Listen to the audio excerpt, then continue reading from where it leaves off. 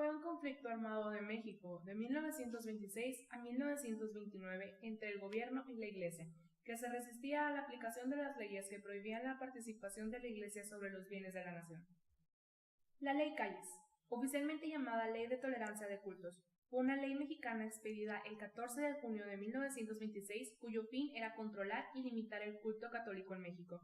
La ley facultaba a los gobernadores de los estados de la República a imponer cuotas y requisitos especiales a los ministros del culto.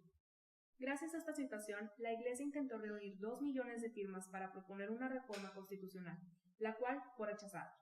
Los católicos realizaron un boicot para no pagar impuestos. Esto causó severos daños a la economía nacional, al tiempo que sirvió para que las posiciones de distintos grupos dentro de la propia Iglesia Católica en México se radicalizaran.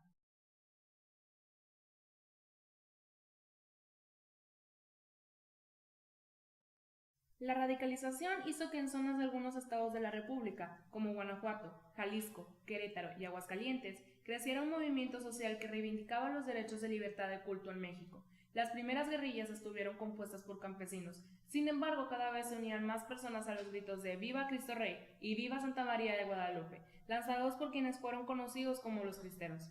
Hay quienes consideran que fueron ellos mismos quienes utilizaron el nombre primero para identificarse, pero hay investigadores del fenómeno quienes consideraron que en sus orígenes era una expresión despectiva, derivada del cristiano.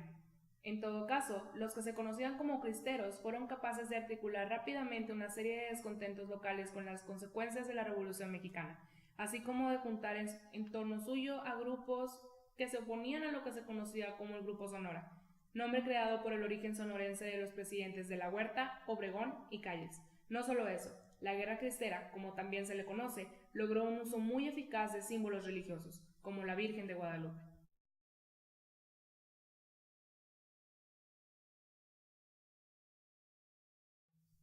Citando vivencias sobre personas que vivieron en carne propia la guerra, cuentan que se quemaron muchos documentos de la Iglesia, incluidas la fe de bautizo de todas las personas. Fue una guerra muy tortuosa. Finalmente, a diferencia de muchos grupos armados durante la Revolución y antes, durante el siglo XIX, el mercado estadounidense de armas estuvo, al menos formalmente, cerrado.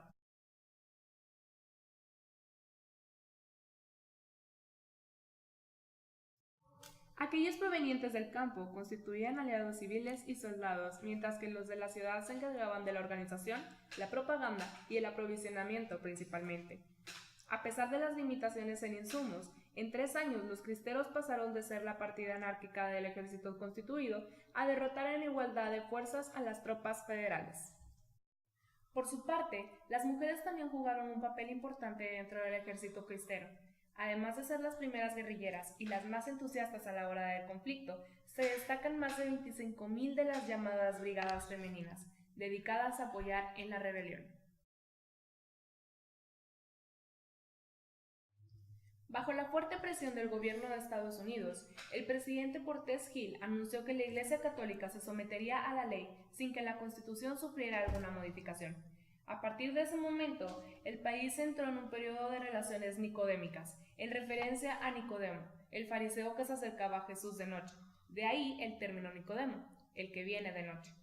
Otros calificaron a este periodo, que se extendería hasta 1929, como un modo de vivir, en el que el Estado renunciaba a la aplicación de la ley y la Iglesia renunciaba a exigir sus derechos.